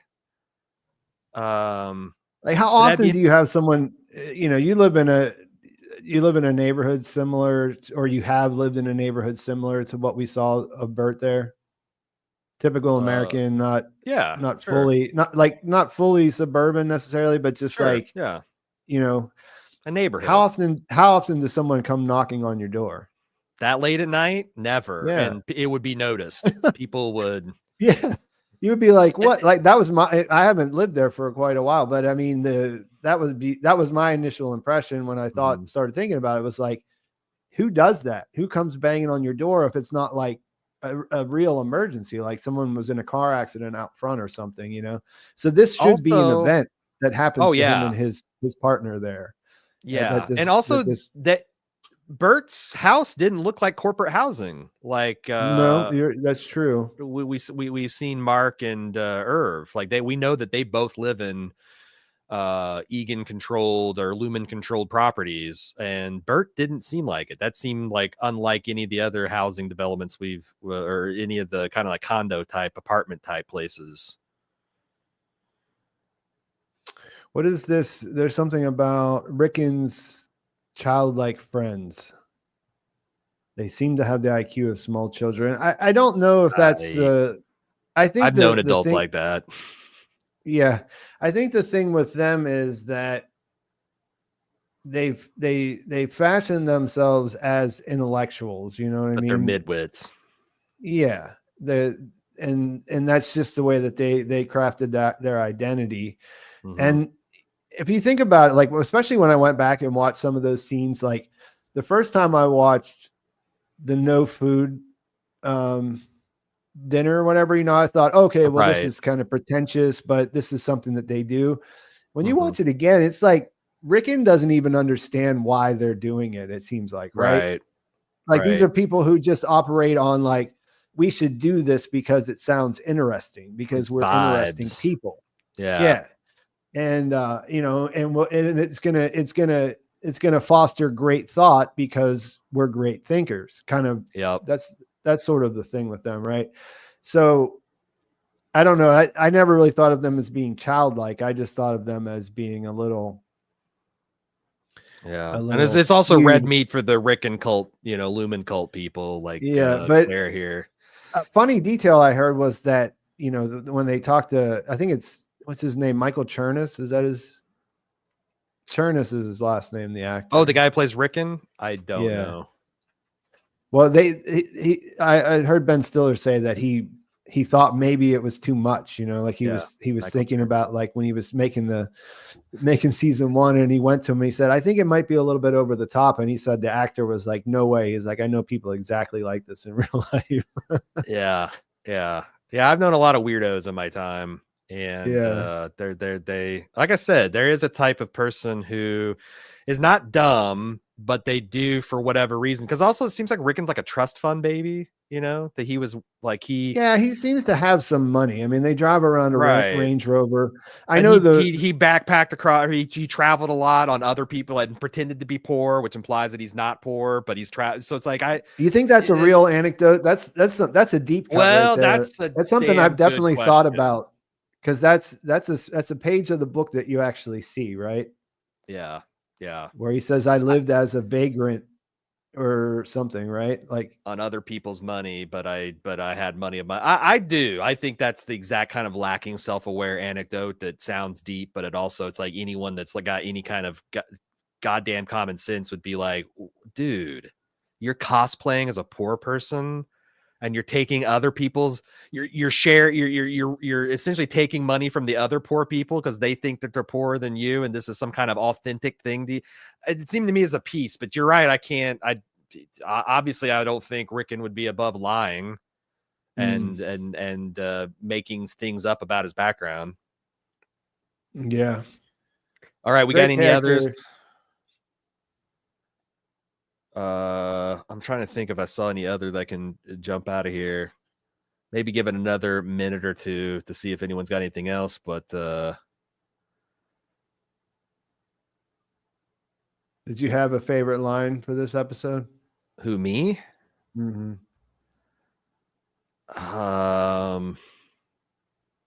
I don't know. I just really liked Dylan. When Mark is like, Milchick could come back anytime. Good. I still owe him for that belt. Like just guy cut my best belt.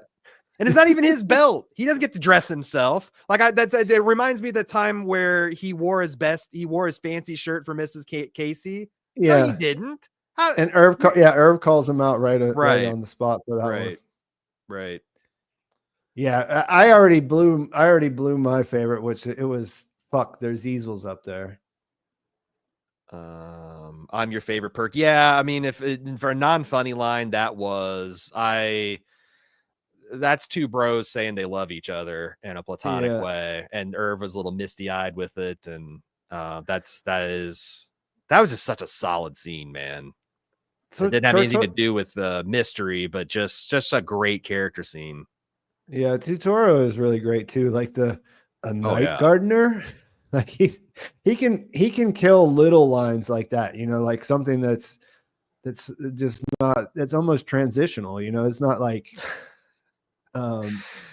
it doesn't really need all that he gives it, but it's not overdone either. You know what I mean? It's just perfect.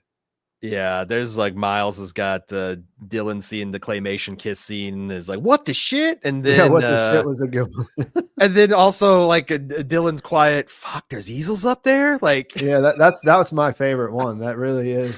It's so good. It's so good. Like and I was thinking like in the like he's seen easels down there too, because his one of his oh right, the character. One of his prizes, one of his caricatures is got an easel. Yeah, and he must think that's like exotic, right? It's one of the props, right. And it's like, oh my god, there's easels up there? Holy shit. It doesn't make any sense, but and it's in this like really heavy, like emotional, like back and forth where they're being vulnerable with each other in a way that they never had to have been before, you know, like they're unlocking new parts of their psyche or whatever. Oh, I did want, because people are pointing out this night gardener and like Irv being onto him, and I think they might be onto something there. But also like Irv saying a night gardener, like that might not make sense to him, but how the hell would he know that there's no such thing as a night gardener? You know, like maybe people garden at night. It's better to do it when the grass isn't growing. Like he has no idea how these things relate to each other, right? So yeah, that reminds me a little bit, because there was two things the very first time I watched this that I wasn't sure what we were supposed to make of them, and one was Mark seeing the picture of the wedding photo. Because that, like, when you see it in context in the episode while it's happening, you think, oh, well, that's strange. Like, I wonder if, because I was thinking too, I think a lot of people were, we didn't really bring this up, but the idea that reintegration might have been happening already. You know, like the last thing we saw with Audi Mark was that, you know, he might end up hooking up with Ragabi. So when you see him come in and he's running around and he looks like he's disoriented, you start to look for clues that maybe that it is sometime has passed and maybe he is reintegrated, right? There's nothing there for that, but like that picture, like why they had him think of the picture at that moment seemed a little bit off to me. And the fact that like Irv seemed whenever he reached in for the hug and he starts telling him details about the paintings there, he seemed different, you know, not like, I don't know. It just seemed like he had an agenda, like his Innie had an agenda, which he never really, I guess maybe. I think he's trying to kill himself, right? That's why he was distracted and distraught. He was, because like then, yeah, him quitting is dying. Like that's the, yeah. The only way out, the only happy ending for these people is reintegration. And even then, like we talked about way back at the beginning of this conversation, that doesn't really work for Helly and Helena, because those two, it's hard to see them reintegrating. Yeah, that would be like they'd have to do a lot of character development of Helena for that to work. But yeah, nothing's impossible. That would be like, I mean, for someone with her perspective, like her background, like that would be like muddying the line, right? Like that would be like less. It would make her less, you know, it would make her less of a person if she had those base level things, like, you know, interjected into what she already, I don't know. I mean, we don't really know anything about the Audi Helena. That's going to be fun to find out. I mean, what we know is that she wouldn't let Helly quit, I guess. Right. Yeah. Obviously she had to be there to get there, like she was down with like, okay, if you cut off your fingers, you cut off our fingers, I'm going to make you live long enough to regret it, you know? And then Helly tried to hang herself, and then she still said, you know, you're not in charge. Get down there and go to work. Yeah, that is wild. Like to have that strong a conviction of it. But me and Jim used to joke about like that. I would take that as a challenge. It's like, I think I can make your life pretty bad on the top side. I can do things to you down here that you did that would make you tough. It'd make it tough to live. Like, yeah, getting all the fingers cut off your hand. That's not cool. So Yeah. there's a lot of ways you could rebel when you Who go knows over what tech Lumen has? Maybe they could fix that for her if it happened. Maybe in this world it's not as much of a threat as it seems. I think we're kind of petering out of the conversation, but this has been a lot of fun. Thank you very much for inviting me. Yeah, thanks for coming. And it was short notice. I'm gonna, definitely. Glad you had the idea. This is going to be cool. Yeah, I don't want to say anything out in the beginning of this because I wasn't really sure how it was going to play out. But this is going to be a regular thing, and so we wanted to start from the beginning. But we, both of us had 2 shows come out yesterday, so we didn't really have a lot of time to put in. If we're being honest, this was more loosely conversational than what I think you'll see some of the other ones will turn out. Might structure it out a little bit more.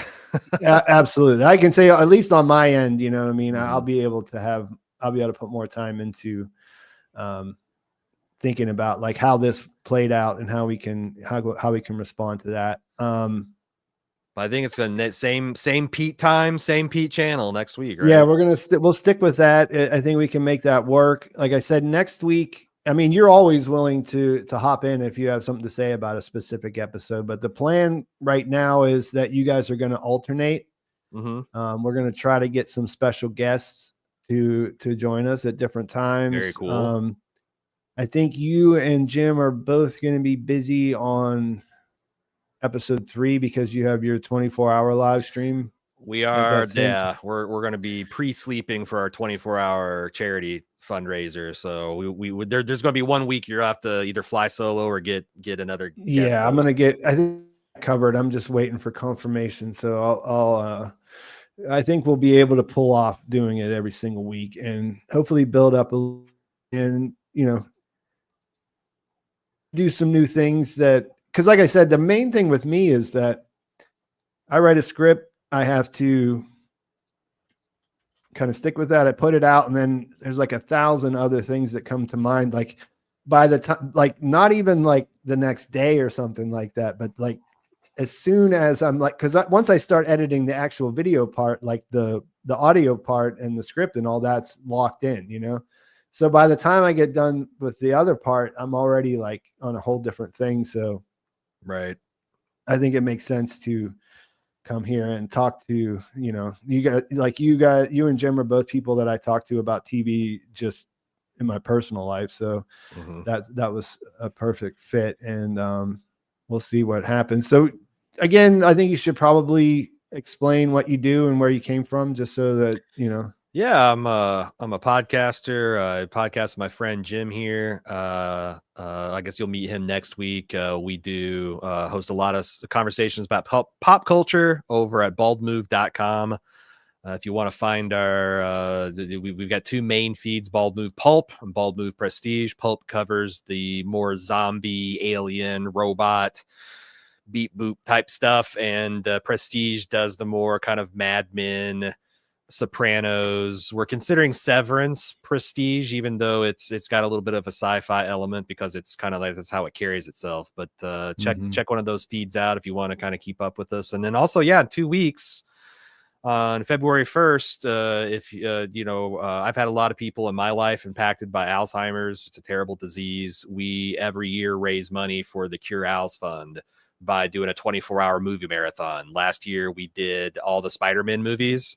This year, we're going to do all the extended Hobbits and Lord of the Rings and War of the Rohirrim. It's a 24-hour thing. Stop by baldmove.com anytime during those 24 hours to check out what we're doing. And if you want to donate, there'll be a link there. It's not up quite yet, but maybe I can get Jim to shout that out next week too. But it's the highlight of our year, and it's something that we've been doing. This will be our 8th year now. We've raised over 6 figures for Cure Alz at this point, and it's always a good time. So if it's a cause that's near and dear to your heart, we'd love to have the support from Pete's community. Yeah, that's something that I've actually been on that a couple times now, I think, right? Yeah. 24-hour thing, but I always try to donate too, because that's something that I have some stories, some relatives that had that Alzheimer's, and it's awful. It's one thing since we started doing it is like how many it's not hard to find someone that's life has been impacted directly, or they know someone that has. So it's something that's it's worldwide. It doesn't care about your class, your race, how much money you got. It's terrible. So anyway, keep that in mind. That'll be the weekend of Groundhog's Day, February 1st at noon. That's Saturday to February 2nd at noon. We'll probably actually summertime in the wee hours of the morning, we'll probably check over on Punxsutawney to see what the groundhog's doing when we do this on Groundhog Day. Actually, we try to see if we're gonna get 6 more weeks of winter, or get going to spring early. What are you guys covering right now? Because you got a little more freedom to do more than for me. It's hard for me to go beyond 2. Do you guys doing anything besides Severance right now? We just wrapped up Severance, wrapped up Silo. We're doing Severance. We're also doing a march through the entire canon of Star Trek. We started with the original series. We're doing that as kind of like a passion project. We got our junior producer that's on there with us too. And the hook of that is like, I've seen all of Star Trek. Jim's seen almost all TNG and Deep Space Nine, but he hasn't seen a lot of the older stuff. And then Talitha hasn't seen hardly anything. Oh, Talitha's on there, huh? Yeah, Talitha's on there. I'm a big Talitha fan. She's great. Then we'll also we're going to be starting Yellow Jackets, probably Daredevil, the new Daredevil show, and